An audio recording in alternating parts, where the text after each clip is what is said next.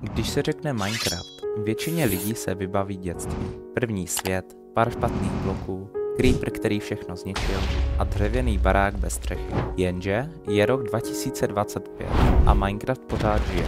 Nejen jako hra, ale jako komunita. Dneska se chci podívat na to, jak vlastně vypadá Minecraft komunita dnes. Kdo ji tvoří, co se změnilo a proč je tahle kostičkovaná hra pořád tak silná, i když už by dávno neměla být. Protože, i když se mobové mění, jedno zůstává. Lidi. A to, co si z Minecraftu udělali. V roce 2025 Minecraft už není jen o přežití. Není to hra, kterou zapneš, nasekáš dřevo a postavíš dům. Teda i to pořád jde. Ale teď je to spíš svět ekosystém. Lidi se už nesetkávají jen v jedné hře. Dneska žijí na Discordech, sledují Minecraft dokumenty na YouTube, scrollují TikTok, kde se během 15 vteřin stihne stát úplně cokoliv. Od náhodného jumpscare až po stavbu obrovského pixel artu. Minecraft komunita dneska není na jednom místě. Je všude a podle toho taky vypadá.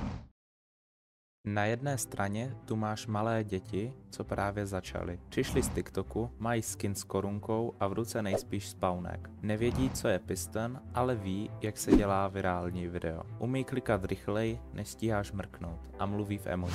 A pak jsou tu ti druzí, ti, co pamatují, když byl Hunger Games server nový, co stavili Redstone hodiny v roce 2014 a pořád čekají, že update přinese něco velkého. Mezi těmihle dvěmi světy je obrovský rozdíl, ale ve skutečnosti spolu existují. Možná v jiných částech internetu, ale pořád jsou součástí jedné hry. Toxicita? Jo, je tam. Jak by ne, když dáš dohromady miliony lidí, co se navzájem neznají. Nějaký konflikt prostě přijde. Griefing, nadávky v chatu, trolení a někdy i zbytečné války mezi youtubery. Ale na druhou stranu to dobré pořád převažuje. Lidi, co ti na Discordu poradí, tvůrci map, kteří zdarma sdílí města, na kterých dělali měsíce, technici, co staví farmy, které nechápe ani kalkulačka. Minecraft komunita je v tomhle jako vesnice. Někdy někdo něco zapálí, ale většinu času někdo staví studnu, nebo zasazuje stromy, a to je důležitější.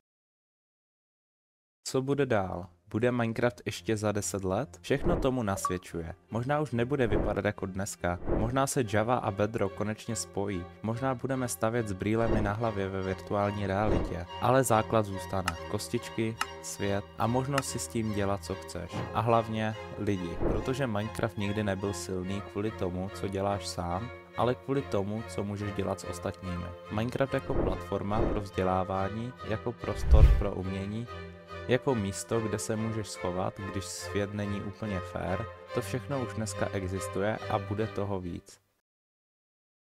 Takže jak vypadá Minecraft komunita v roce 2025? Je obrovská, rozmanitá, někdy hlučná, někdy tichá, někdy toxická, ale většinou podpůrná a hlavně je živá. A to je to hlavní, protože Minecraft není hra, která končí.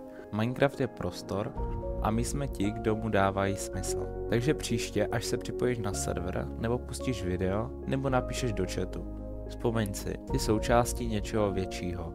A tohle něco se jmenuje Minecraft komunita rok 2025.